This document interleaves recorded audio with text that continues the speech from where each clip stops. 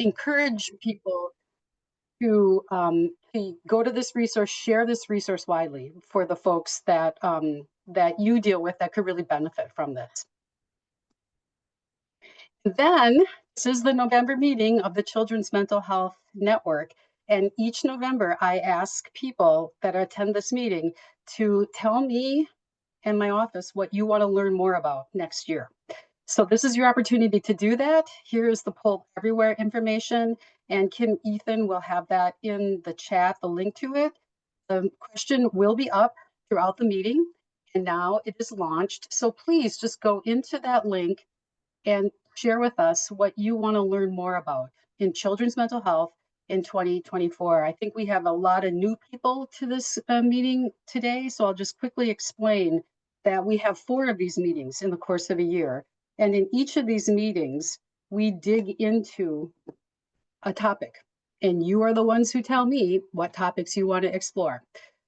So with that, please, the question will be open throughout the meeting. I'll remind you one more time later about that.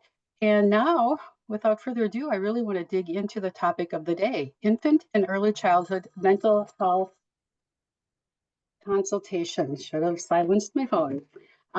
So here we go. And again, I already explained the domains that we are going to explore in this conversation. I do want to share that we don't have scheduled time inside each of these 4 different panel discussions to take Q&A, but if you do have questions, please put them in the chat, because if we might have time inside those sections, and then we will be looking at those questions and answering those. And then throughout the meeting too, our individual panelists will be keeping their eyes on the chat as best as they can, and can answer questions too. We will have opportunity at the end of this meeting to go into a small group discussion that the panelists will participate in. So you can keep that in mind too for questions. But as we move forward, I do want to ground us in each of these sections with just a handful of data points. And so here, we want to share some data points on this what is infant and early childhood mental health topic that we're going to explore first. So first, early play. And many of us, I think, in this space know this, but it's always good to hear it, right? Toddlers who learn to play well with their peers by age 3 are more likely to have positive mental health later in childhood.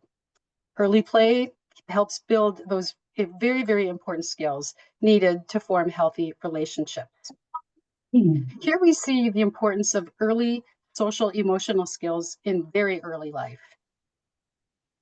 We see that children who have been guided in social emotional learning during their preschool years enter kindergarten with greater readiness to engage with peers, then adapt to routines and persist through challenges. And they demonstrate better attention spans, greater resilience, and stronger problem-solving abilities. And here the last data point, this might be new to a lot of us in this space, but it's called the Heckman curve, and it really gets at the importance of investing in early childhood learning. Children who are unable to attain early social and emotional milestones do not do well in early school years, and research indicates that children who start behind tend to stay behind. These children are at higher risk for school problems and juvenile delinquency. Research shows that children participating in enriched learning childhood programs are more likely to complete school, much less likely to require welfare benefits, become teen parents, or participate in criminal activities.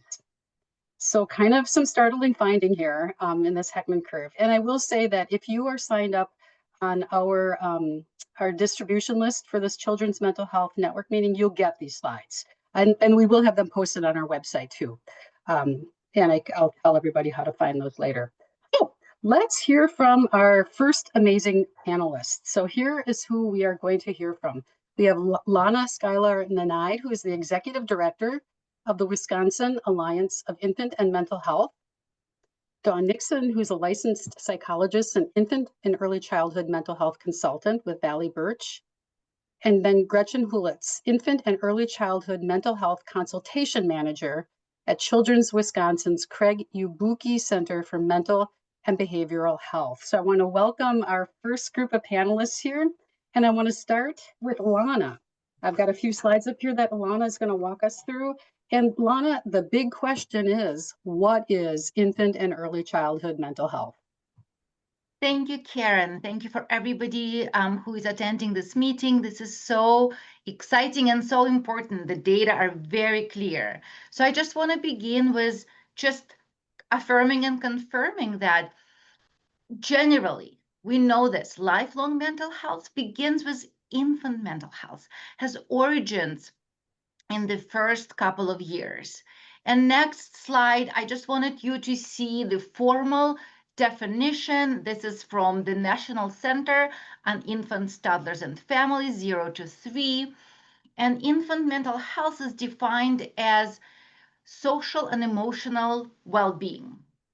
It really, you could think about it as a child's capacity to explore the environment, to form and close and secure relationships, and to really manage and express a whole full range of emotions.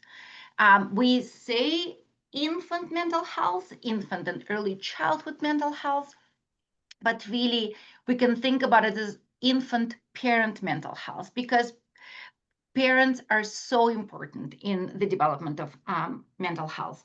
I also want to highlight that we are, and you can show the next slide. I just wanted to really sort of synthesize it in a way that is easy to understand and remember that really, again, when we think about infant mental health, we think about social, emotional, and behavioral well-being for children from birth to age 5.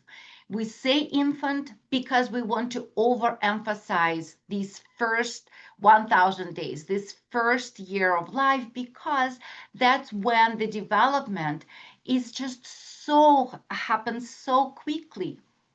There is no other time in human's life when not only months matter, weeks matter. Babies develop in the context of relationships, and the babies are on a very different timeline than we are. So I wanted to highlight that. Um, so babies know and learn everything from relationships. They're not born knowing and understanding, oh, this is good caregiving and this is bad caregiving. This is a good experience or this is a bad experience. They learn about everything through relationships with their adults, and they form templates. They form attitudes and beliefs about the world and about themselves from relationships. So they learn I am listened to or I'm not.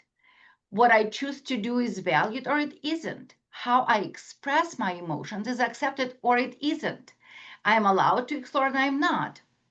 And so again, babies form the attitudes, beliefs about the world through their interactions with their important adults. And that's why there is an incredible power in the adults who are surrounding babies. Awesome. Great. Thank you so much, Lana, Sure. we need to start at the beginning, right? And really address what we're talking about here. So now I'd like to turn to Dawn. And, Dawn, you really intrigued me with this new way to think about the field of early childhood and mental health. And I would just love it if you would explain that.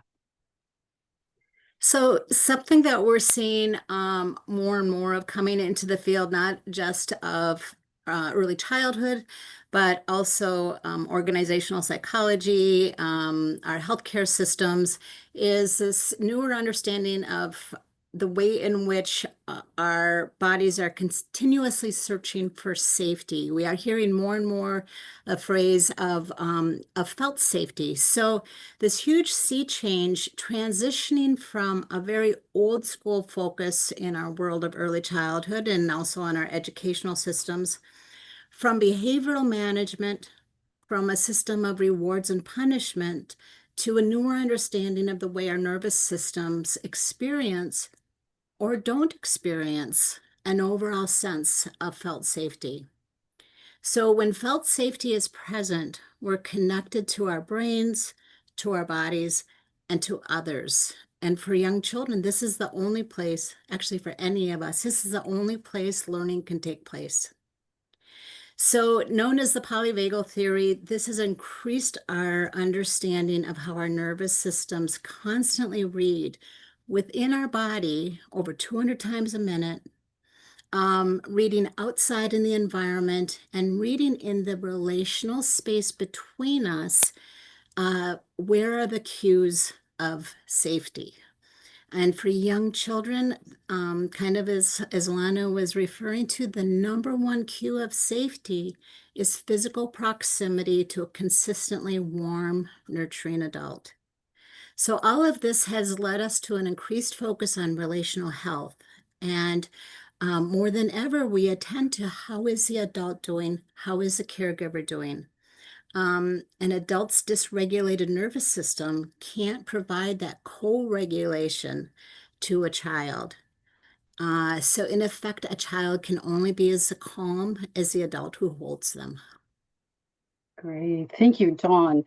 Lana, this is getting us to relationships, and I know that you have a lot to say about the importance of relationships. So I'd like you to continue the conversation there. Yeah, I think just the fact that relationships color the world for babies, and we as adults have incredible power. We as adults color these experiences. So for a newborn, they make meaning of what everything is through these repeated interactions, through these repeated experiences. They make meaning about what is a feeding. What is a diaper change? Is a diaper change a pleasant experience where I get attention from my caregiver and I feel better and I feel loved and I feel clean? Or is the diaper change something that I feel tossed and it's cold and it's smelly and it's disgusting? And maybe I'm not worthy of feeling clean and loved and good. So the relationships are incredibly important. And I want to highlight that what Dawn was saying is that for adults to provide that kind of warm, sensitive, responsive care, they need to feel in a good relationship. So it's sort of the complexity and beauty of relationships upon relationships. And this is when and where systems come into place. That if adults feel safe, if adults feel supportive and supported by the systems, by their families, by their communities, then they're able to give this kind of responsivity and warmth to their baby. If they feel threatened, if they feel upset, hungry, terrified, on the run, well, it's really, really hard to give that to a baby. And I truly believe that no adult wants on purpose to harm a baby. Every adult wants the best for their baby. Sometimes they just don't know. They have not experienced it themselves. And so, again, this is where supports come into place because you can only give and offer what you have. And if you have never experienced the warmth and responsivity and kindness and love, it will be incredibly hard for you to give it to your baby. And when we were talking, Lana, I highlighted something. No teacher will ever expel. A You know, child. yeah. Yeah, Can yeah, you yeah, elaborate on that? absolutely. I also want to point out that recent research that is very clear that teachers who work in our early care and education settings are incredibly stressed. They are showing levels of clinical depression at almost 50%. So consider having a teacher who is, and we know this, already underpaid, that we're not compensating our early care and education workforce appropriately. Then they're feeling quite stressed. And then there was children who exhibit certain needs through their behaviors. And they just cannot sometimes take that because it's too much. But what we do know that no teacher will ever expel a child with whom they have a good relationship or a family with whom they have a good relationships. So it's really truly is all about relationship and also those behaviors that we as adults find challenging, disrupting and disruptive to us, the way we perceive them is very much marked by do we like this child or do we not? And this is where our own biases come into place. And this is where mental health consultation in early childhood is such a beautiful approach because they allow the teacher to slow down and say, ah, it's actually me. It's not the child. The child is expressing a need through behavior. But the reason I'm so activated is because there's something about this child I can't connect with. Or maybe this child is reminding me of somebody who wasn't very nice to me when I was a child. Sarah. So anyway, this is so when we talk about relationships, when we talk about systems, I truly believe that we need to consider relationships from the micro level, which is adult and child level, to a systemic level, to a more macro level, systemic level. And that's our job. That's on us. Great. And so, Gretchen, I see you just nodding your head over and over. So please share your thoughts on the importance of relationships too. Absolutely. I echo everything that Lana and Dawn have said. All of this work is relationship based. All of this work is the reason we do mental health consultation, right? It is with the adults and the professionals working with children. We need to teach the adults who may or may not have gotten, appropriate regulation and how they grew up. We need to teach them about reflection on their own experiences, so they are better able to work with this population. I think anytime we see a baby, we have a reaction. We have a biological reaction. We have an emotional reaction. And when a child is misbehaving per se or having challenges, we are going to have a reaction to that. And we have to really examine our own biases and our own experiences to be able to form a relationship and form a better understanding of what these children are going through and what they're trying to tell us. Yeah, relationships and connection are just everything in this field. Well, and that's such a great segue to the next question I have, and it's about children's behavior as communication. And I'd like to start with Dawn on this because I know you have a lot of insight to share on this. Yeah, Karen, and we are seeing more and more locally, nationally, even internationally, an increase in children's struggles around just being regulated, calm, content, engaging in those activities of early childhood, exploring and learning and understanding their world. We're seeing more children with internalizing behaviors, externalizing behaviors, children in classrooms and early care centers with more anxiety, with challenges, with just following the typical ebb and flow of the classroom routine, being able to move relatively easily from one activity to another. A lot of struggles with peer relationships, how to be a friend and make a friend. And again, this is not unique to just our local communities and areas or our state, our country. We're seeing it internationally as well. Great. And I do want to point out that Dawn brings us a wonderful perspective from way up north, Wisconsin. Can you share with us where you live and where you're doing your work? Oh, I'm at the very top of the state. We have our toes right in the waters of Lake Superior, and I'm quite honored to be able to work with a number of our tribal nations up here. Great perspective to bring with us. Thank you. And so, Lana, you've talked about the COVID effect, and I would love to just open up the conversation around that. Yeah, I just wanted to point out that it was disruptive because multiple opportunities that children benefit from were not available to them. I think it was a complicated time period. And I also believe that because of the high need of care and activities, we adults over relied on technology. And it's just so convenient. It's really, really convenient to distract the baby with something that is, you can stick into their stroller or put in their hands and boom, they're fine. They're distracted. What worries me greatly is that we are over relying on technology. And please know, I'm not, it's not that I'm against technology. I mean, look, we are using Zoom to our advantage. It's really helpful.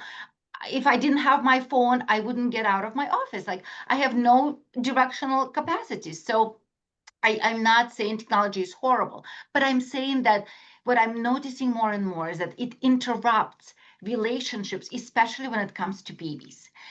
So that is my concern. My concern is that we are not making as much eye contact. We are not fulfilling the fundamental brain wiring strategy of serve and return, where the baby serves and we should be returning, where the baby points and we should be paying attention and pointing with them.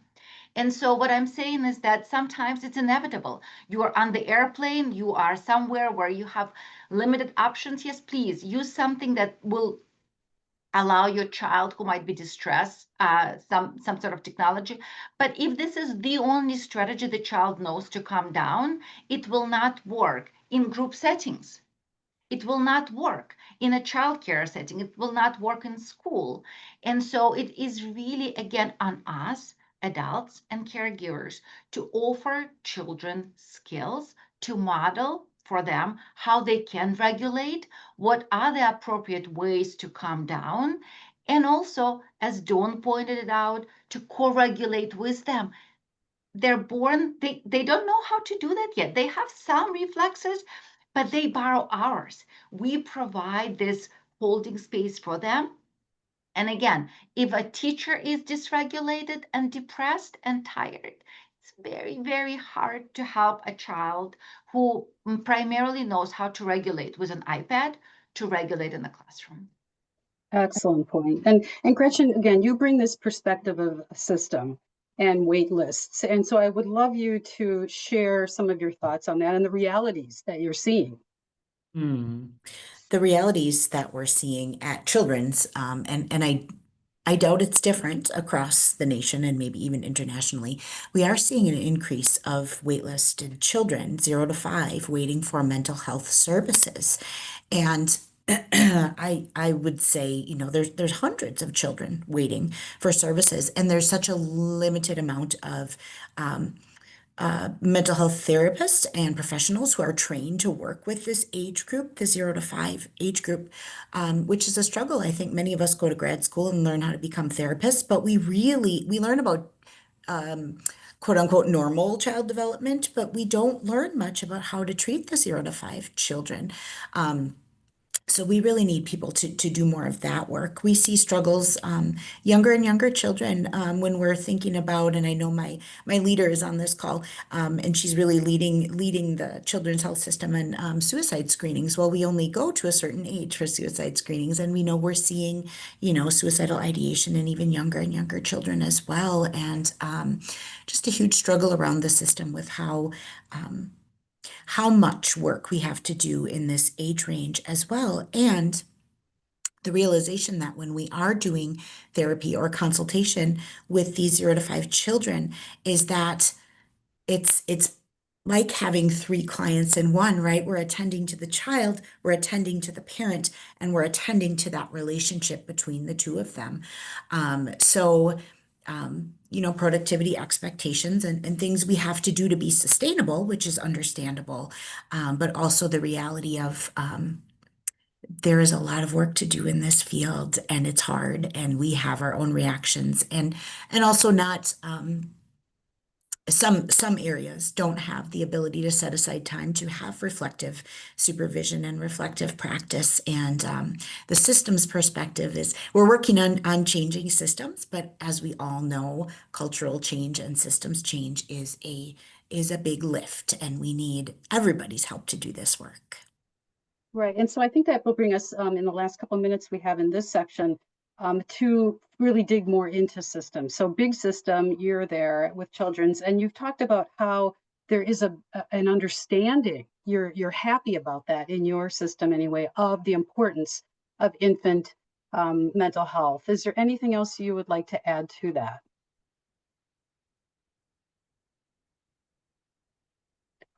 And I'm looking at you, Gretchen.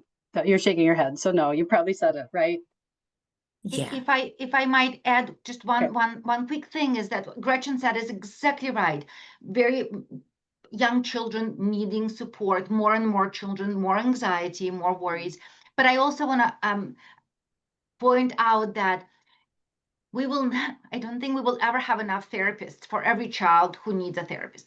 And I honestly, I mean, why wouldn't every child have a therapist? Like, that's a very wonderful thing to have. However, if we could do more preventative work, we could also change the trajectory a little sooner. If we could support parents with some good strategies, if we could help through home visiting, through early intervention, and also mental health consultation that is meant to build adults' capacity. So if we can have a consultant successfully build capacity of a childcare teacher. So just think about this: one consultant, one childcare teacher, many children. So that childcare teacher then, with the new understanding, new strategies in their pocket, can support many children, 15, 10, 20. So that is just another way to, again, we will always need therapists. We will always need sort of tier 3 support, and they need to be qualified, they need to be trained. But we could also do a lot more on the promotion prevention side so that we don't have to be catching children when they're already deep down in the water. That's all. Thank you. And I am so glad that you carved out the end of this section to talk about the importance of consultation, because we hadn't talked about, we touched on it. So thank you, Lana. And so Dawn, Gretchen, and Lana, thank you so much. We now have our foundational understanding of infant and early childhood mental health. And now I would like to move us on to our next section, which is childcare, the domain of childcare, and this topic of infant and early childhood mental health. And so to ground us, again, I want to jump to a couple of data slides. Might be new information to you, might not be. But so first off, let's take a look at childcare availability in Wisconsin. And here at this map, I love this map. A little more than half of Wisconsin residents live in childcare deserts. So what does that mean? That means for every available childcare slot, there are 3 or more children vying for that slot. And this is a much worse situation in rural areas where 70% of Wisconsin is in a child care desert. And so other challenges regarding childcare availability, I think we all know: long wait lists, fewer licensed childcare programs, and rising costs. Here we look at some really interesting information. A 2023 study by the Children's Equity Project examined the mental health of early childhood professionals and children early in the pandemic. While early childhood education staff are dealing with increased needs among their kids, their own stress levels and mental health problems were increasing. In this slide, we see that more than half of children in ECE settings, which is early child care or childhood education, has elevated mental health concerns as reported by the ECE providers. So they're seeing increased needs in the kids that they're serving. In a different survey in 2022, 32% of parents reported their children under 3 were not coping well. And then the last slide I want to put before you and just give you a chance to really digest this information. We alluded to it. Lana mentioned that our childcare professionals are just grossly underpaid. And here we see it's, we call it unlivable wage. And they're making far less than other Wisconsin workers. And if I had more time for data, I would show you that their education levels are the opposite. They are educated people, and this slide is very alarming. So let's move into our next conversation. I want to welcome a couple new panelists and then welcome back Dawn Nixon. But we have Connie Dunlap, who is the Assistant Director of Thriving Wisconsin, and Sarah Dillinger, Program and Policy Analyst for Advanced at the Wisconsin Department of Children and Families. So welcome, ladies, and I would like to start this part of the conversation by turning to Connie, and I would really appreciate it if you would explain Thriving Wisconsin, and then you can segue us into challenging behaviors. Thank you, Karen. So glad to be here with you all today. Thriving Wisconsin is, we're the statewide network that our role really is to bring together the systems of professionals and organizations across the state that promote that quality strengths-based early childhood and family support. So we administer 2 different networks of organizations. One is Family Resource Centers, which we'll talk about in the next panel segment, and the other is Child Care Resource and Referral Agencies. So our role is really to support those professionals that are in the local communities, offering those services to those that care for our youngest kids, and sometimes are caring for them when we're at work, and so that we can be confident when we're at work that they're being cared for in quality environments. So that's a little bit about who we are that we administer at that state level. When we meet with we have 41 member agencies that we meet with throughout the state, from Family Resource Centers and Child Care Resource and Referral Agencies. And we hear from on both sides of our network, but especially on the child care side, that and kind of tagging along from what Lana and the earlier panel group said, challenging behaviors is the #1 reason that providers and families are calling their local CCR&R, and they're really struggling with the pandemic effect. Kids weren't in environments to learn those social skills, and they're exhibiting those challenging behaviors in different ways in the childcare settings. So it has been a struggle, and something that we've been really working to support the childcare field with that challenging, with those kiddos. Behavior has meaning, so kind of helping figure out what is that child telling us, to help kind of get them through that challenge. Great. Thank you, Connie. And Sarah, I think you might actually be able to give us examples of what these challenging behaviors look like in the moment.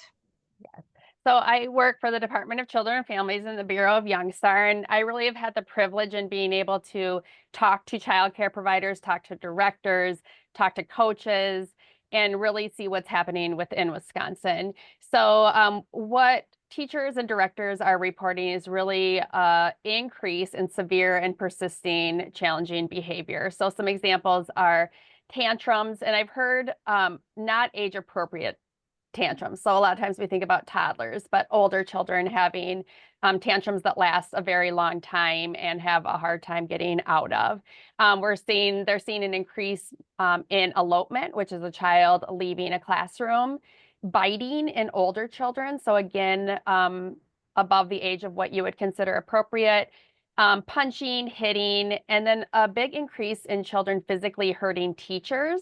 And so then that just makes it very difficult with already having a hard time, as Karen had brought up, the low wage. And then the teachers are getting physically hurt. Severe emotional dysregulation, children holding their breath until sometimes they pass out. So just a big increase in that. And then the directors are often pulled in so many different directions. So they're often in classrooms because maybe that classroom doesn't have a teacher, or teachers are calling in sick. So the director isn't as available to be that coach or mentor if they're needing to be in the classrooms. So that's really what we're hearing from the field. Great. Thank you, Sarah, because I think it's just so important to actually paint the picture of what it looks like in the childcare setting. Dawn, I really appreciate your reframe when it comes to challenging behaviors, and I would really appreciate if you would share that with us. And I apologize if you hear my puppy in the background. It's very windy up here, and apparently he's feeling a little insecure with the noise of that. I've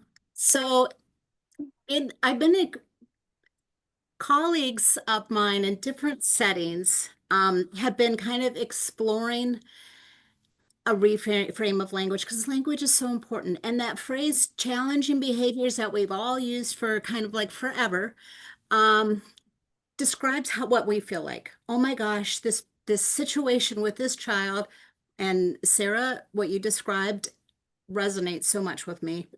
I don't know what to do. Here's the child on the floor, or they're throwing chairs, or they're doing this. So it describes very accurately our feeling as a early care provider. But we've been starting to explore what might it do for us if we call those behaviors calling for help behaviors. the child is overwhelmed. The child doesn't know what to do. The child doesn't have strategies. So in these little pockets where we're kind of exploring this language, using calling for help, describing them as calling for help behaviors has created a shift in many individuals. And if any of you are doing that kind of exploration as well, I'd love for you to pop in the comments or in the chat what phrases you may be using to kind of reframe that phrase, as we know language is very important. Great, Dawn. And I would love to have Connie comment on what you're talking about. So in your work in really hearing a lot, I need help from the childcare facilities. How does this reframe set with you? I love the reframe, and because it helps us kind of set ourselves back from, it's not something the child is personally doing because they're trying to get at me as the provider. It's more like reframing it of, this, like we've been saying, this behavior has meaning. And I did want to comment too on in the chat, someone importantly brought up that the challenging behaviors didn't just start after the pandemic. They've always been happening, and expulsion has been happening in early care and education settings way prior to the pandemic. When we do presentations on it, we did a research study on it pre-pandemic, and when we would tell people that kids are getting expelled from their preschool and childcare settings, people were like shocked, like, because they only hear about it in the school age programs or school age setting. So yes, it is not a new thing. It's just something that the pandemic has kind of exacerbated it, but also brought up to the light too of the crucial role childcare providers play, and they were, critical in pivoting and supporting families during the pandemic. So yes, it is not something that's new from the pandemic. Well, and I would like to interject there too, because I think it is always important for us to remind ourselves that the pandemic didn't create any of this. And even when in our office, we talk about kids age 0 to 26. And so we always are important to say the pandemic didn't create problems for the older kids. It just elevated and seemed to draw a spotlight on a lot of them. So as we transition now into our second topic in this conversation, it's training. And I'd like to start with Connie on that, because I think you have been hearing, you have a lot to say on that topic. Yeah, one of the roles of the child care resource and referral agencies is to provide training to the local early childhood professionals. And in the comments earlier too, I saw someone said that, we need to get away from calling them babysitters and calling them daycares. No, they're child care professionals, and they have education and skills, but a lot of them have left the field too. But training is the number 2 reason that providers are calling our CCR&Rs to talk about just what are practical ways that we can, whether it's challenging behaviors or, other just foundational trainings. But one thing we're hearing is, yes, training is important, but when you have so much staff turnover and some programs don't even have classrooms open because they don't have enough staff, and then providers are with the kiddos for 40+ hours a week, and then they have to do trainings after hours, it's not practical, and it's kind of it's a barrier for childcare providers to keep their education up, also caring for their kids, but yet having to do it after hours. And then some of our trainings are very long trainings. So there's not that, especially if a program's in crisis and they need a coach, or they need somebody just to help them, with a few pieces to get them through that crisis. The answer is not to go to this 40-hour training. It's, so we're hearing a lot from providers that trainings are too long. It's not meeting the needs of what they're needing. And also hearing that a lot of trainings have switched to be only online, and people want a coach, because we know that training behavior doesn't change just because of a training. You have to have that coach to support you to implement what you learned. So really finding how we can invest in training with coaching, so that someone's there to help that provider learn the strategies that they heard in that training. So that's something that we've really been hearing a lot of, and trying to work with Sarah and the DCF team and thinking about strategic ways to support that need, because childcare providers, they're barely hanging on, and what can we do to support that? Wow. And I do want to ask Sarah to respond to what you're doing, but I want to quick get to Dawn, because you have talked, Dawn, about the importance of coaching also, but they need to be grounded in understanding infant and early childhood mental health. Can you add anything to that? Yeah, and also, again, as we all together collectively kind of move into this a new understanding from a neurophysiological perspective, what's happening with a child, what we're seeing in these behaviors, and thinking about what they mean from a different perspective. Um, Alignment of messaging. So, for example, when I'm working with an early care center and there is a coach or there's early interventionists or whatever, whoever the other supportive individuals are, it's like the last thing we want to be doing is giving different messages to the early care providers.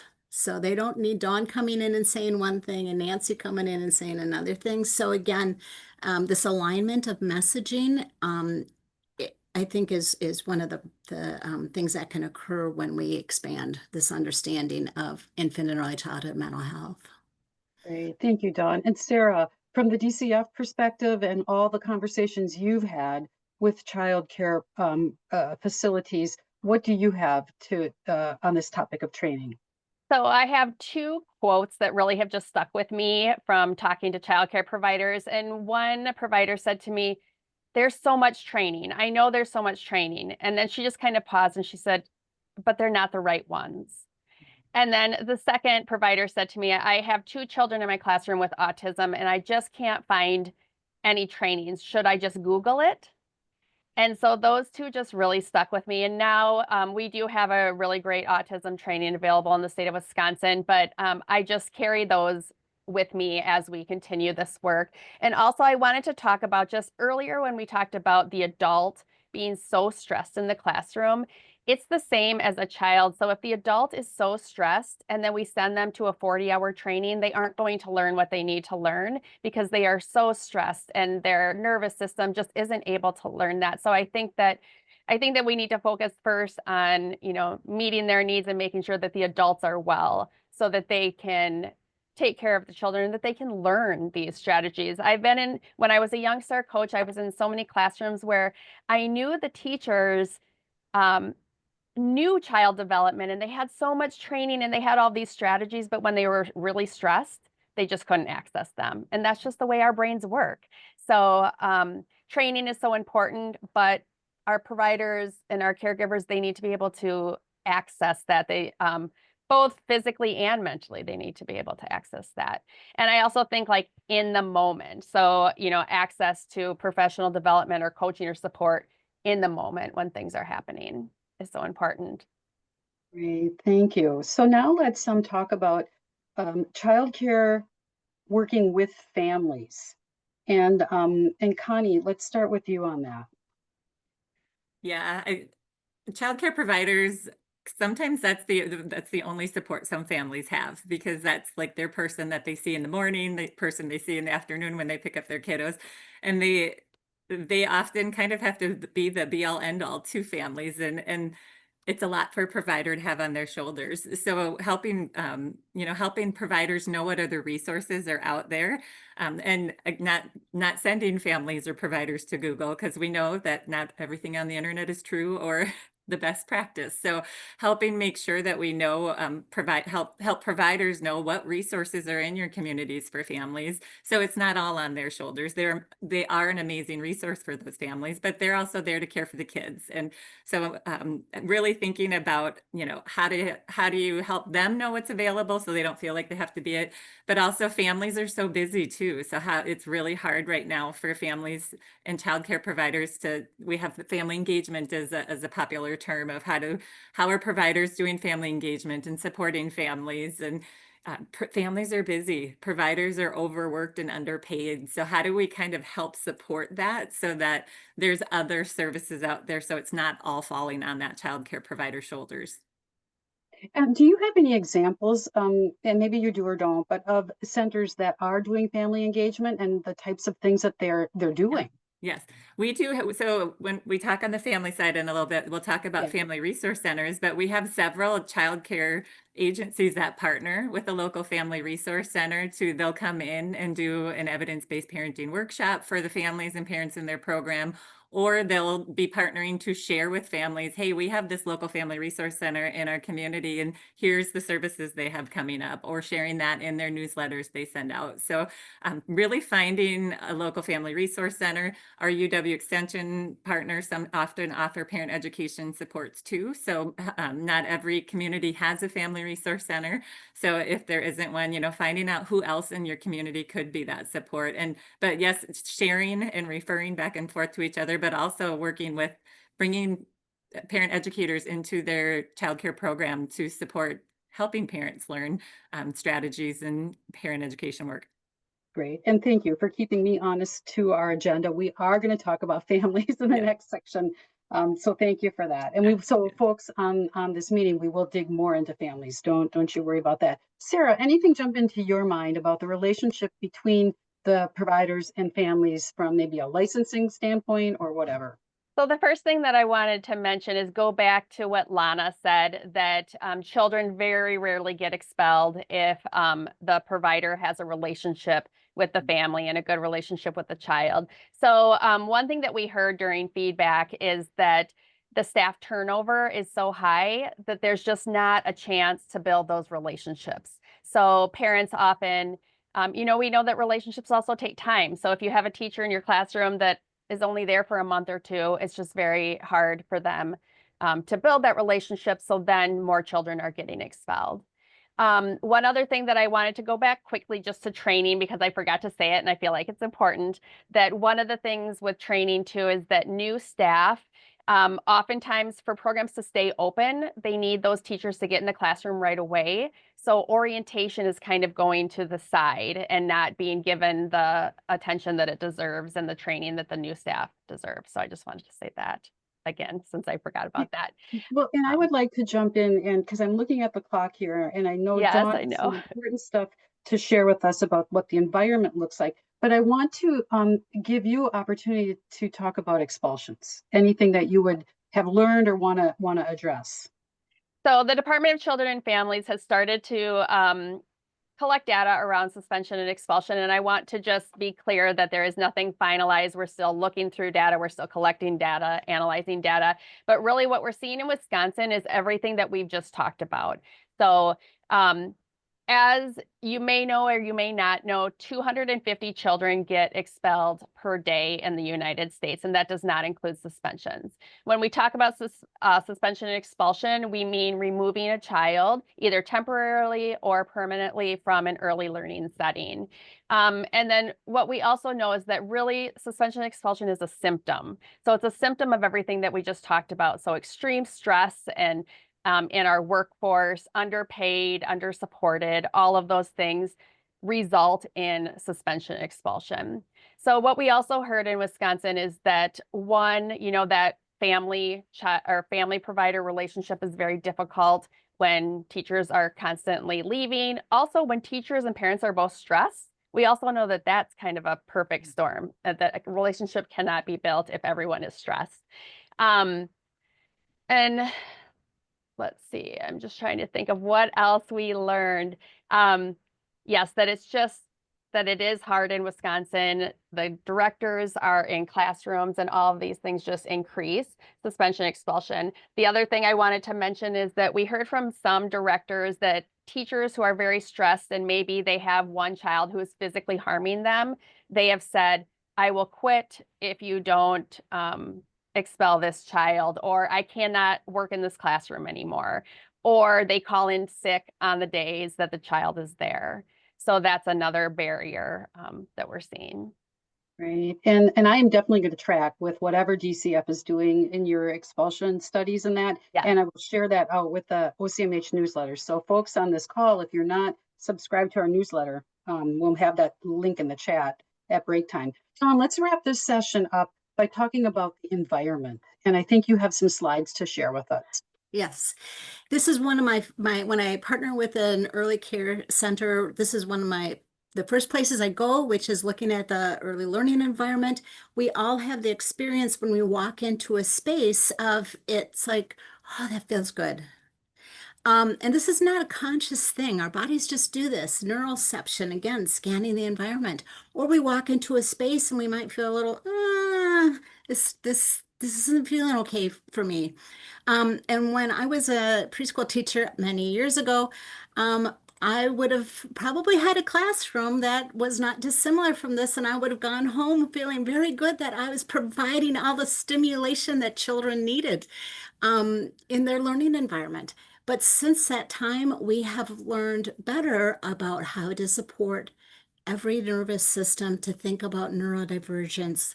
And the research is very clear about particularly visual stimulation in a classroom. Again, that was very near and dear to my heart, all the stuff, all the bulletin boards.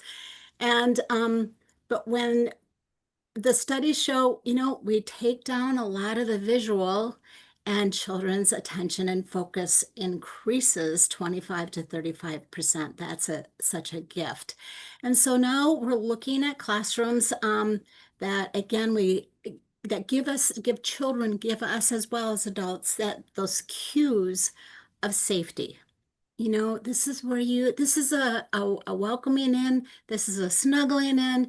This shows I can sit with someone, looking at the natural palette, the natural materials, moving towards more wood, less plastic, bringing in the green.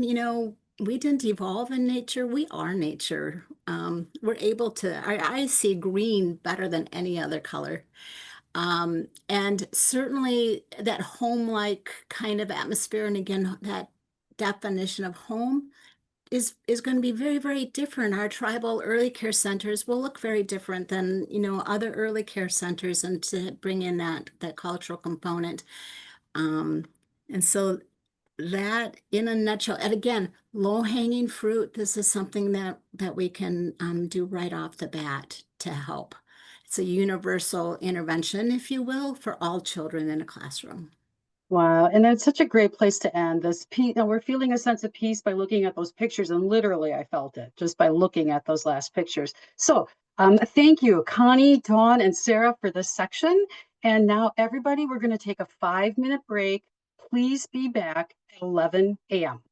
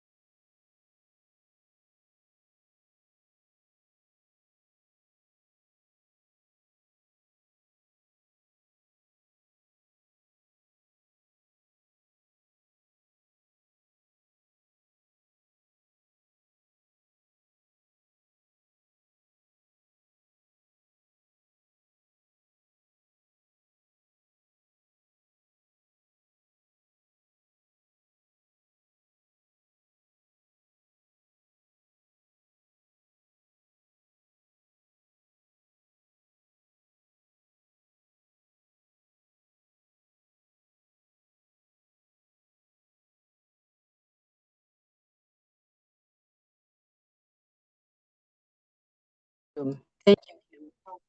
It's the little things that. Okay, so here we go. I want to remind everybody, especially for those of you who tuned in maybe a little late to this meeting, this is the meeting of the year where I ask everybody, what children's mental health topics do you want to learn more about in 2026? So we have a poll everywhere question up. You can access it by the link in the chat, and you can share your ideas on what you would like to learn more about in 2026. We do shape these meetings based on what you tell us. So now here we go. We're going to embark on the families section of this meeting as we dig into infant and early childhood mental health. And again, I want to start with a few data points. So here we're going to look at parental mental health. The prior Surgeon General, Vivek Murthy, I think we've all been aware of all the amazing work he did. He issued an advisory in 2024 on parents under pressure. And he highlighted that parents are consistently more likely to report experiencing high levels of stress compared to other adults. So again, parents experiencing more stress than other adults. Some of those new stressors included the complexity of managing social media, parents' concerns about youth mental health crisis, and an epidemic of loneliness that disproportionately affects young people and parents. And parent stress is important because we know it directly links to the well-being of their children. And then there's 3 additional data points on maternal mental health that I'd like to share, and you see them on the screen. And why is this important? Again, because we know that mom's mental health affects their children. 1 in 5 mothers are impacted by mental health conditions. It is the most important common complication of pregnancy and birth. Only about 1/4 of US moms say they have excellent mental and physical health. And the last point is the scorecard giving states grades based on 20 measures in over 3 domains. And those domains are providers and programs, screening, and insurance coverage with treatment reimbursement. You can see Wisconsin's score. It's a C, but the good news is it improved from a D in 2023. Improvements were made in screening moms and in the number of providers, but we could still improve insurance coverage and payments for treatment. And to compare that with the nation, you can see the nation at a C minus in 2025. Well, the nation improved from 2023 or 2024, I'm sorry, from B plus. So nobody's doing well in this. And I think when I was digging into this study, there wasn't one state that got an A ranking. So to wrap up some of our just little mini focus on data here are some more points. So mental health and financial health are inherently connected. Financial worries are often the #1 stressor facing families, and those with high financial stress are 2 times as likely to report poor health. So with that grounding, let's move into our third panel discussion here, where we're going to dig into families. And so we're welcoming Melanie Anderson, who's a parent leader with the Parenting Network. And then we're welcoming back Connie Dunlap and Gretchen Hulet. So let me stop sharing. Here we go. And let's start this discussion with the challenges families face when it comes to infant and early childhood mental health. And we want to really start with Melanie on, oh, Melanie, I don't see Melanie here. I'm here. Oh, okay, sorry, I missed you. So Melanie, can you just share your thoughts on challenges with families of what they're facing? So for myself, it's depression, which I recently scored high at my doctor on the depression scale. It's not having access to different people around you. So only recently have I started connecting with some of my neighbors, but even then that can be really difficult because they've got their own kids. They've got their own things they have to take care of. One of my neighbors has 3 kids, 3 and under, and she's struggling a lot too. Just the household stress. My son, he does school online, so he's home all the time. I know he's getting, as far as I can tell, a better education than if he was going to school in person because I can help him throughout the day. But that also takes more from me because I then don't have that time where I can de-stress and be away from my son, which is necessary. He needs time for himself. I need time for myself.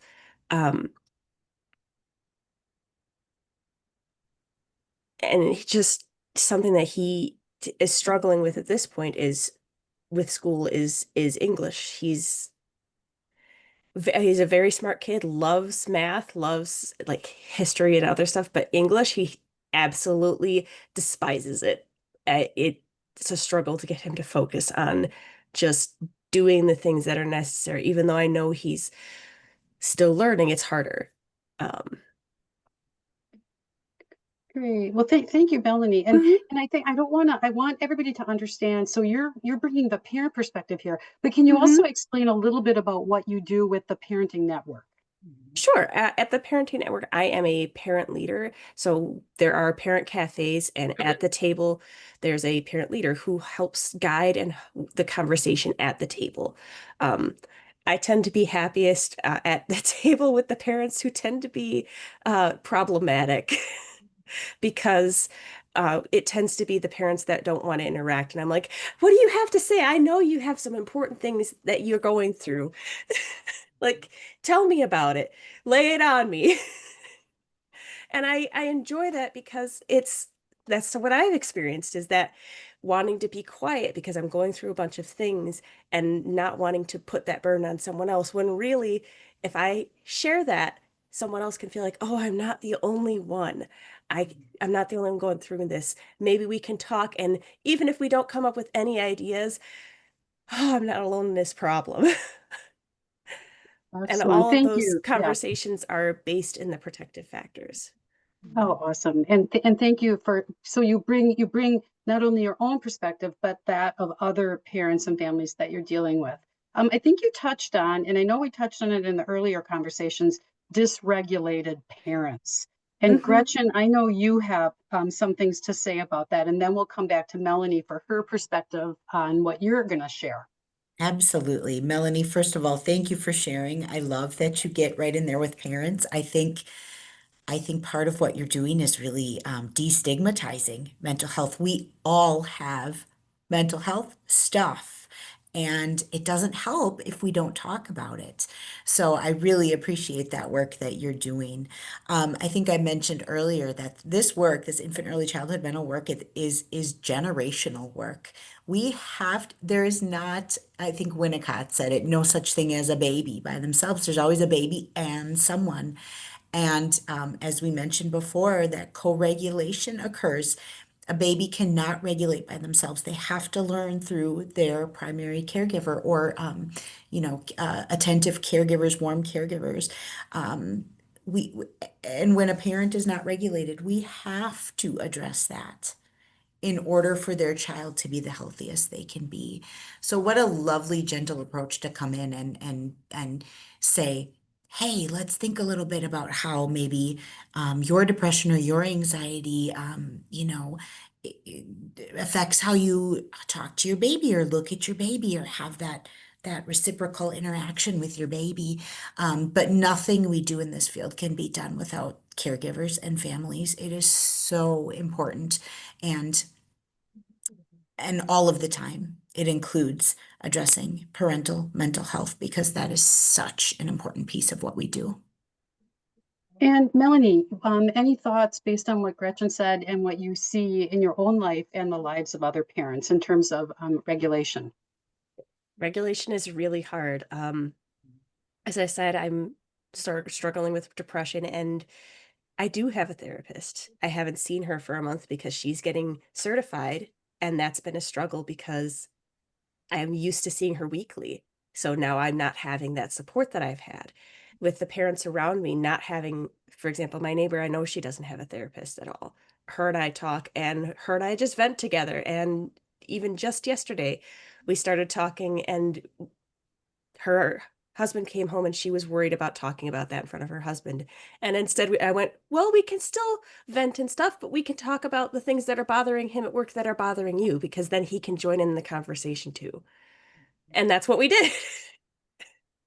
And I could see that it helped just to be able to talk like that, but not having someone to talk with like that, I know is detrimental. And a lot of some of the parents at the parent cafes, I know they're like, one of them even said at the last cafe, I don't trust anybody except the people here. Like, I don't trust anybody else. Like, not my neighbors, not nobody.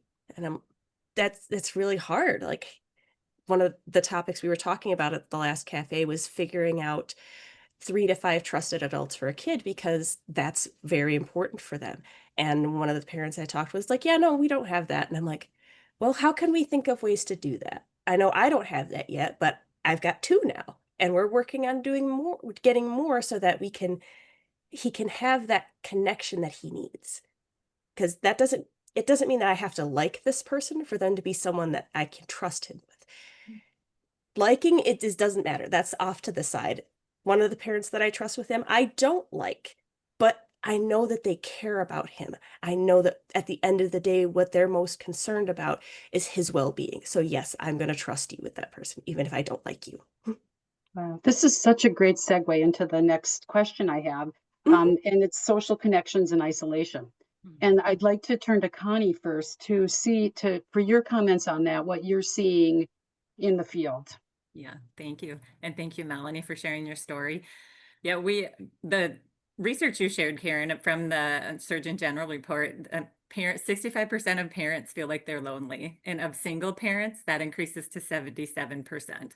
So families right now are feeling like they're on their own. Parenting is hard, and parenting young children is even harder. And if your basic needs aren't met, then you're also struggling. So we're really finding that families, when we ask parents at our family resource centers, what can we help you with? They want to find those social connections, those 3 trusted people they can go to. And oftentimes it is only those that are at the family resource center in their parent cafes or their play groups. So parents are feeling so lonely right now, and we need to find ways to keep them connected, keep them building their social support systems so they can feel like they have what they need and have someone to support them and go to when they need that help. Great. And Gretchen, what are you seeing in the clinical setting, the families that come in and out about isolation and social connectedness? Absolutely. That is huge in the parents that we see. They feel like they have no one, that no one can understand the struggles that they're dealing with and that their children are dealing with. And so many of them do come from are struggling with poverty and food insecurity, and I think that just makes it worse. It's very stigmatized. They're embarrassed to sometimes ask for help. And we know that doesn't help anybody when they can't ask. And so many of us are struggling right now. I think we have to really work on destigmatizing the asking for help and the mental health pieces of things.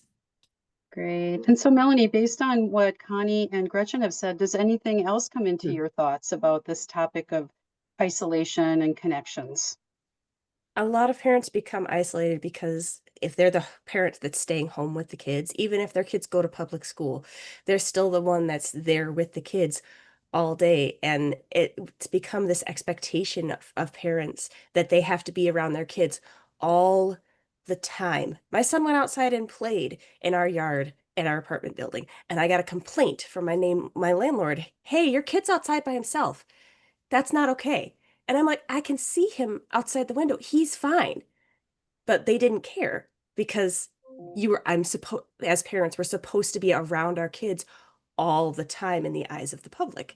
So when you're not allowed socially to not be around your kids, it's even harder to connect with other people.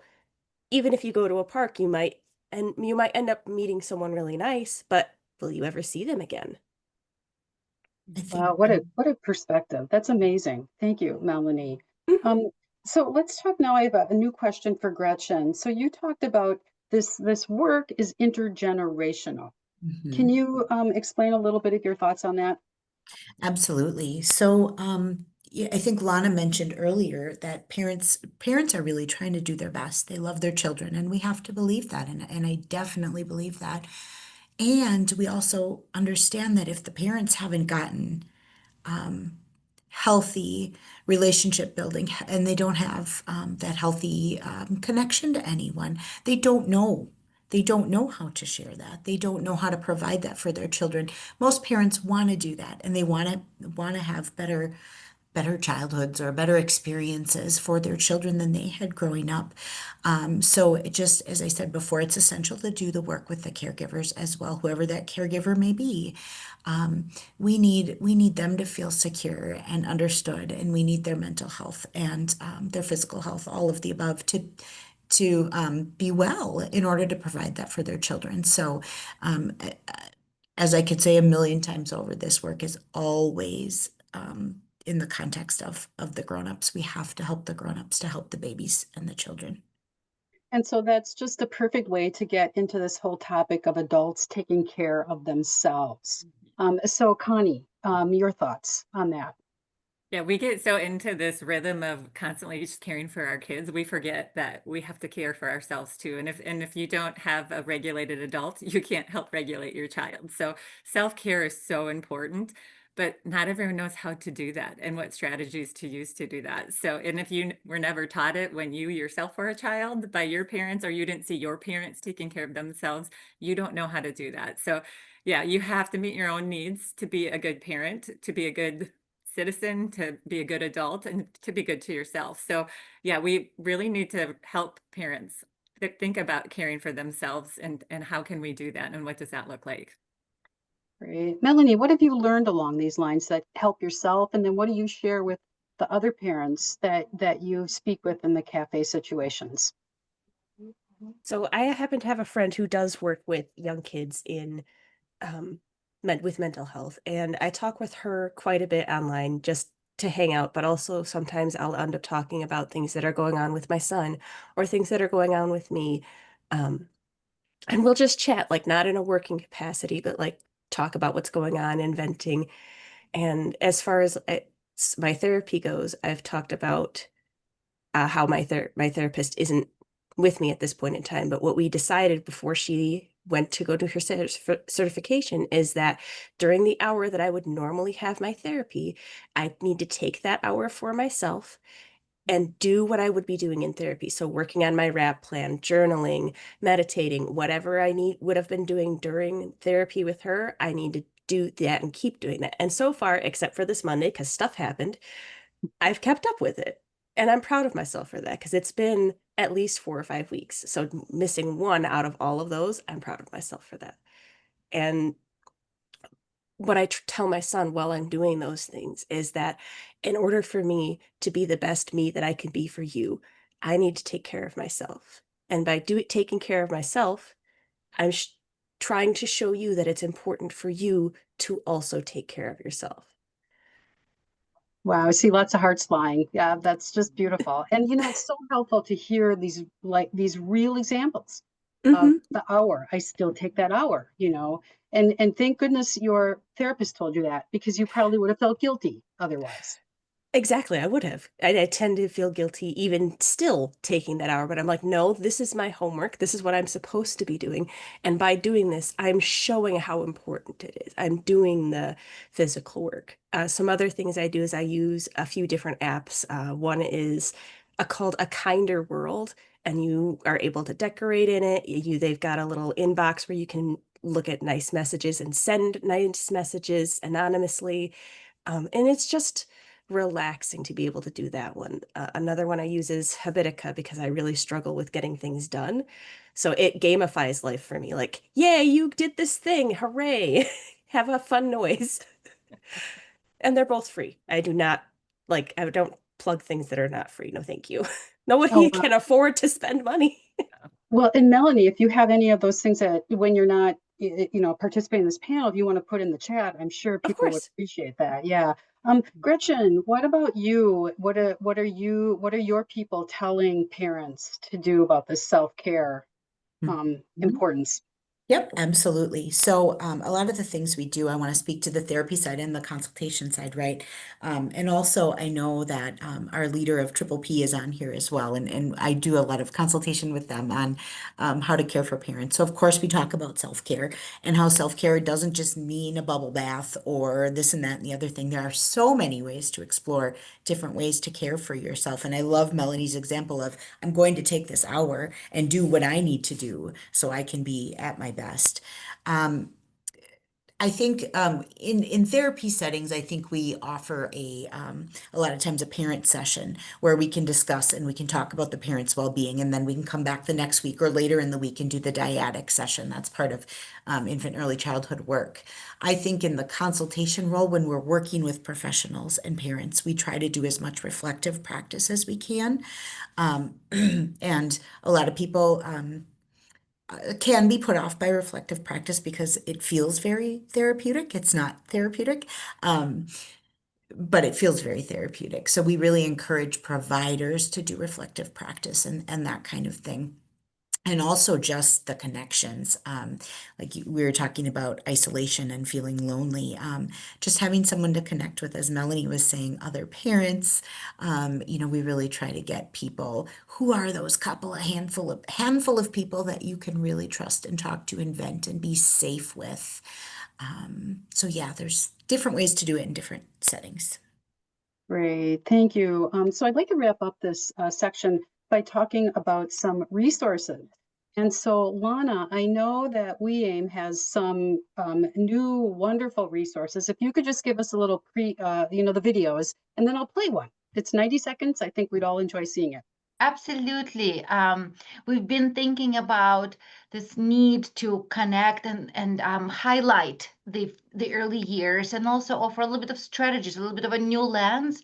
And so we partnered with a really creative agency in Milwaukee, CI Design, and developed what we call micro learning animations.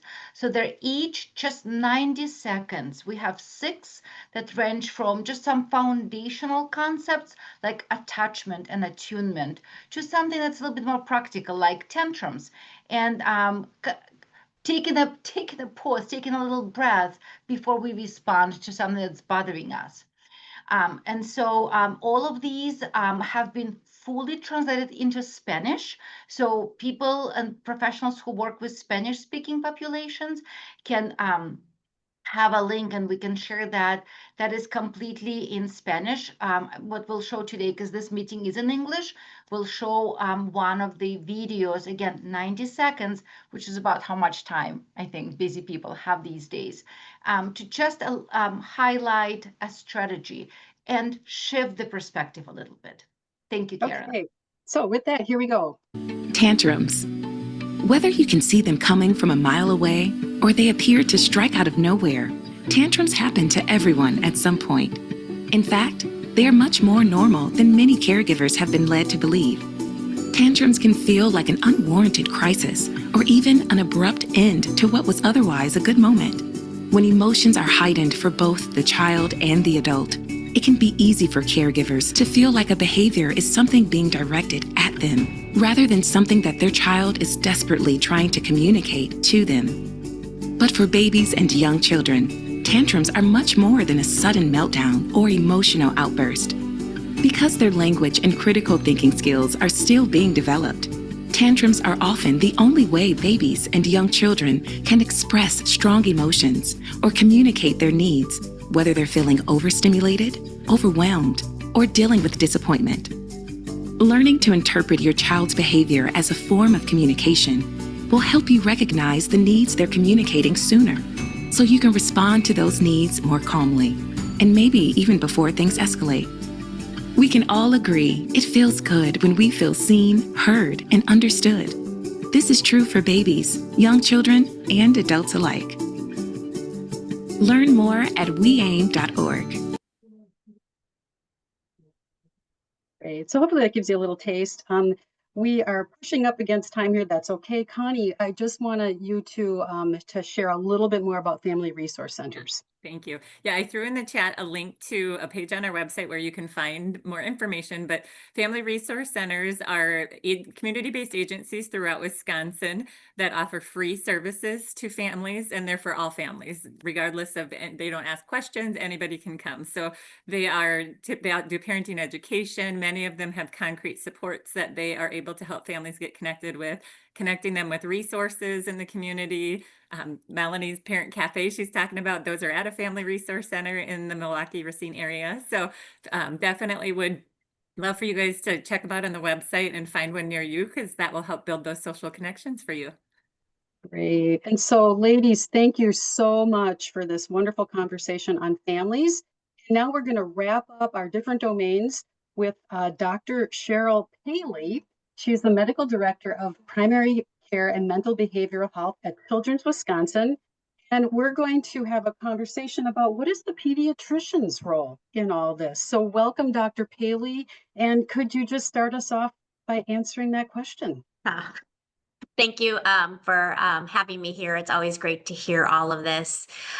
So what is the pediatrician's role? It is, we often have a trusted relationship with the families. We see them over and over again. And so they come to us with a lot of these things. They come to us, my child's been kicked out of daycare or out of school, or I'm having, I don't know how to react when some of these different things are going on. And it's not something we were necessarily trained in. It's a new term to us. We weren't necessarily given the tools, although if I really sit and think about it, it is also what we do all the time. We really talk when patients are coming to us or kids are coming to us those first couple of years. What do? We talk about their social, emotional, and developmental health. So it's the terminology that's different, but it's totally what we are doing to see what is within the typical range and what is kind of getting outside of that typical range. And we guide them. We help them understand the behaviors and hey, they're not talking to you. So this is how they don't have the words yet to describe what they want to say. So this is how they are showing that. And we try to guide them in that way. And I think one of our biggest things that we do is really start to look when it is kind of outside of that typical or normal range. And I think it was Sarah who said it, right? When someone comes to me in 18 months and they're biting in daycare and the daycare is upset about it, I'm like, hey, let's help them because this is a common behavior in 18-month-old. When it is a 4-year-old that is doing it, then we have to have a different discussion. So it's kind of where do we need help and where can we help guide them a little bit with that? But again, I think it's it's what we do. That's what we look at every day is how are they developing? How are they doing socially and how are the families doing together as a unit. It's funny, I had a patient the other day that wasn't going out or doing anything. I think it was a 2 or a 3-year-old. I'm like, I really want you to start to try and find those. They don't have to go into daycare or preschool, but can you find some groups where they start to learn to interact and socialize and do things with other kids? It's going to be really important for them for their development. So helping them find some of those things. And I think COVID kind of changed some of that. I still have parents that shy away from doing things, and we talk about how they can do it more comfortably. Yeah, and the one thing that really stood out to me in what you've just shared is in the past, we didn't call that infant and early childhood mental health, but it's what we've been doing all along. Yeah. Yes, it is what we've been doing. It just has a different term, and we're really trying to bring into. I'm a primary care pediatrician first and foremost, and this is my other role, and really bringing it that we talk about social, emotional, mental health all the time. We are taking care of the whole body, and you can't separate them out, right? And I think Dawn talked about a lot. It's all comes in together. Great. So what are some of the tools that you initially, when parents come to you with these behaviors, what are some of the tools that you discuss with them? Yeah. So one of the big things we do first initially, are they sleeping okay? Are they eating okay? All the basics. What else is going on in their life? And then we start to go into what can you start teaching them early on? And I and a lot of my colleagues get into the mindfulness and some of the deep breathing. And I think it was Lon who said, I don't love technology with kids. The American Academy of Pediatrics says no technology. I disagree a little bit. Sometimes our parents don't have the tools, and so they need to use technology to help with it. And I think I was sharing with Karen, like Sesame Street has great mindfulness videos. They teach people how to meditate and how to take those big breaths and how to engage with feelings. And I'm always like, do that with your kids. You don't just put them in front of it, but use it as a tool to help you. It brings a smile to my face. I will put it on sometimes when I need a down moment just to see how it can help me with things. And one thing that I took note of when we chatted ahead of this meeting is how you use other parts of Children's Wisconsin, like OT, to help you in this work. Yeah, so I'm so thankful for all the resources. We call Gretchen and Gretchen's team when we need ideas, and they help us. Maybe they don't need to see us, but they can give us ideas. We have behavioral health consultants in our office now, and her team works so well with all of our behavioral health consultants to give them the tools, and then they help teach us that. We've learned a lot from OT and our kids with autism, right, who get dysregulated and need that calming down. And I would say 10 years ago, I'm not sure how OT became the field that helps with all this dysregulation and calming techniques, brushing, weighted blankets. We start talking about this with all our kids now. Your kids tantruming out and been saying this for years, out in public. Sometimes they just need you to hug them, not say anything else, but that's kind of like that weighted blanket, so it can help bring them down. Again, going with what Dawn says too, our kids, when they're I talk about this with my school age kids. They're erupting like a volcano, right? They have all those hormones and dopamine and everything else that they want, and the norepinephrine is escalating. And we talk about how do you bring that down? You can't just say, okay, go take a deep breath. You have to release some of that energy. And so I'm like, use your whole body when you take a big breath. Pretend you're a tree and bring that whole breath in and then push it out. Do a couple of those, and then you can go into some of the quieter things. But these are all things that I have learned from our team. And again, they can't see everyone, but using them in that consultant role, they give us the tools that we can then pass on. And then I do want to compliment the pediatricians that are so willing to do that, to know that there are other aspects of your system that maybe know stuff that you don't know, so kudos. Yeah, no, we are very lucky, and it's needed, right? The amount of need is escalating. For whatever reasons, it was escalating before COVID. It exacerbated it, and everybody needs to help. It's a whole team. It should be a whole team effort. Just like today, this is a whole team. We all learn from each other and gain ideas to give more resources. Right. And so when the behaviors are too big, they're the 4-year-old that's still biting. What do you tell those parents, and how do you get them to the right place? Again, we'll talk a lot about, like, we are seeing this. This is nothing that you have done, because they always feel like, what did I do? What did I not do right? So first we have to say, like, it's nothing you're done. It's what's going on, and we have to help you and your child learn together how to help kind of de-escalate. With us, we're lucky. We can have our behavioral health consultants. They will come in and give some tools that they probably have learned from Gretchen's team, right? Of how to de-escalate. And if they need more, we will bump it up into the system while our behavioral health consultants continue to work with them. So it's not just one step only. Right. And I would be remiss if I didn't ask you the question about what's the need been? It's grown over the years. So think maybe back 5-10 years, and the magnitude. What do you have to say about that from the pediatrician's viewpoint? Sometimes it feels like an avalanche.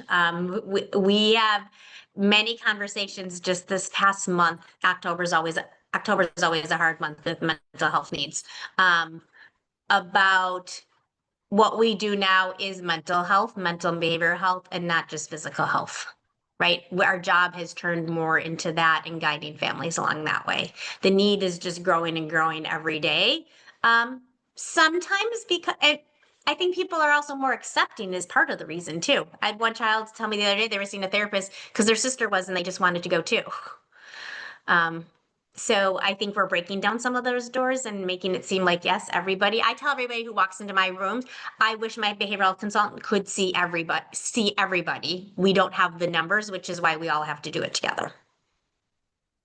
Great comment. And I think too, because you talked about this, it's the stigma is decreasing. We are seeing that in our office about mental health stigma. Again, there's a long way to go still, but the young people anyway are more willing to admit the need and see somebody.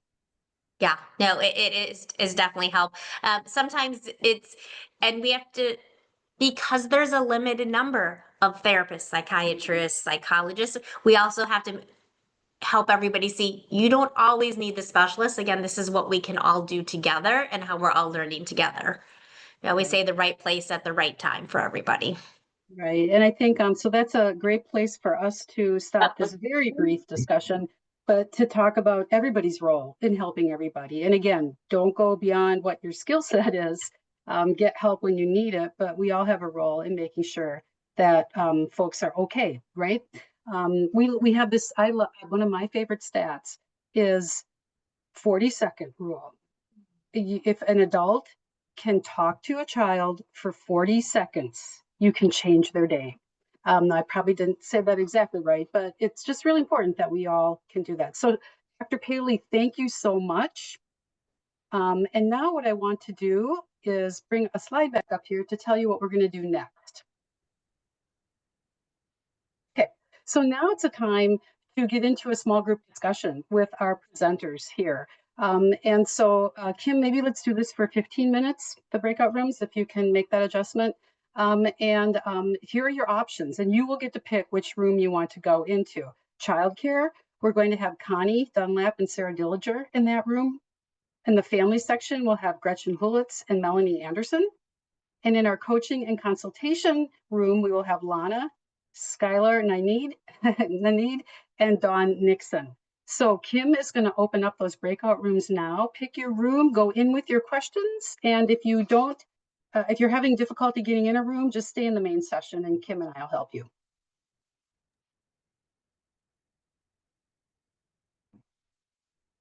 The presenters, you need to pick your room too.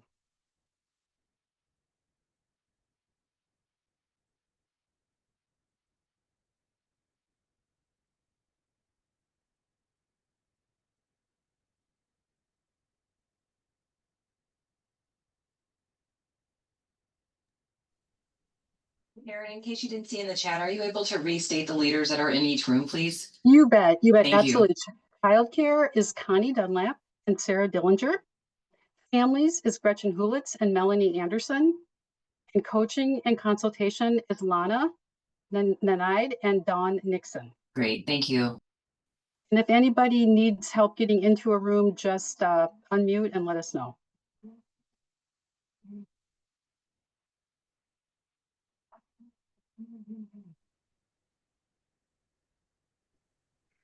Hey, it's Leah. I'm having an issue trying to get into a room. Great. What room would you like? Families, please, number 2. There you go. I am also having trouble getting into a room. Okay. And that's Anne. What room would you like? Childcare, please. There you go.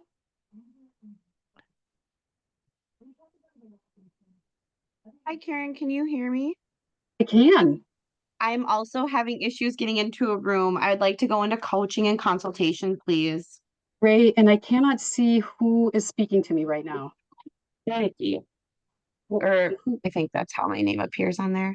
Nikki Nicole. Nicole. Okay. Nikki? Yes. Here you go.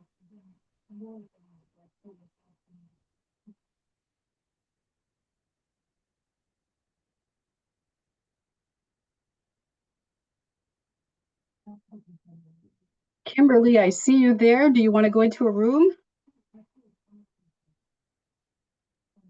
I was trying to make a choice. There's too many okay. in families, and then I was like, I should go to coaching, and then I'm like, well, maybe childcare. I don't know. Should I pick for you?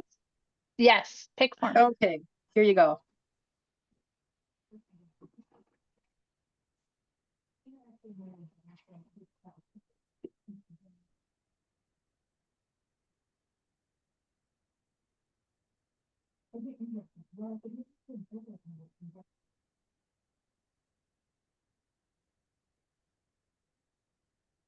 Okay, so I think we have some folks that are, anybody else in the main session right now that's with us and would like to be assigned to a room?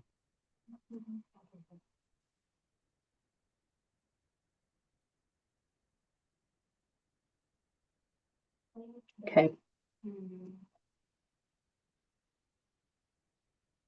So then, Kim, if you still have. Okay, perfect, great. I know those were short conversations, but without a warning. That's okay. I hope that you enjoyed them all. So we'll wrap up this meeting by just asking if anybody here has any member announcements, things that you want to share with the group. I'm going to put something in the chat.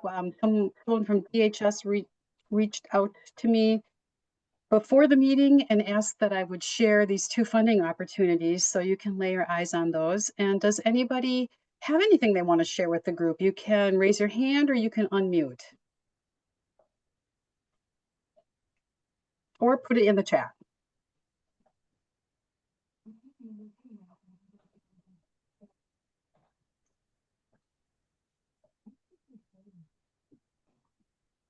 Oh, yep, I see some things. Oh, thank you, Kim, for putting that in. Sign up for the OCMH newsletters.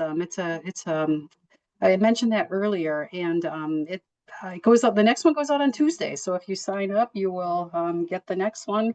And it's just a great way to stay in touch with what's going on in our office, and then other things in children's mental health across the state. Great. Thank you for the announcement there, Abby. So if there, go ahead. I will quickly just notice that the State Infant and Early Childhood Mental Health Conference will take place live next October. It's a great place to learn more about this topic and many more about infant mental health, early childhood relationships, attachment, temperament, sensory processing, you name it. Families, behaviors. It's going to take place at the Asthoff Resort in October 27th and 28th, 2026. Great. And again, that's what is the name of that? Early childhood? It's Infant and Early Childhood Mental Health State Conference. Great. Thank you, Alana. I know those are good conferences. Okay, perfect. Anybody else have anything? Otherwise, I will, I see Tracy's put something in. Thank you. I will just point out that this is the last meeting of 2025. It's been a wonderful year of different topics. Our next meetings in 2026 are February 6th, May 1st, August 7th, November 6th. If you're on the distribution list, I will be in touch with you in December about those meeting dates, and then so that you can get those on your calendar. And think Kim has put them in the meeting here in the notes there. I just want to publicly tell my gratitude to Kim Ethan, who has been behind the scenes in this meeting. I don't know how many of you do Zoom calls. When we have a meeting this big, one person cannot do it. So I'm grateful for Kim to be here today. And again, the panelists, we've had robust discussions, and I can't thank each of you enough, panelists, for your contributions to this meeting and for your contributions in leading those small group discussions. So with that, I will say happy end of 2025, and I look forward to seeing everybody in 2026.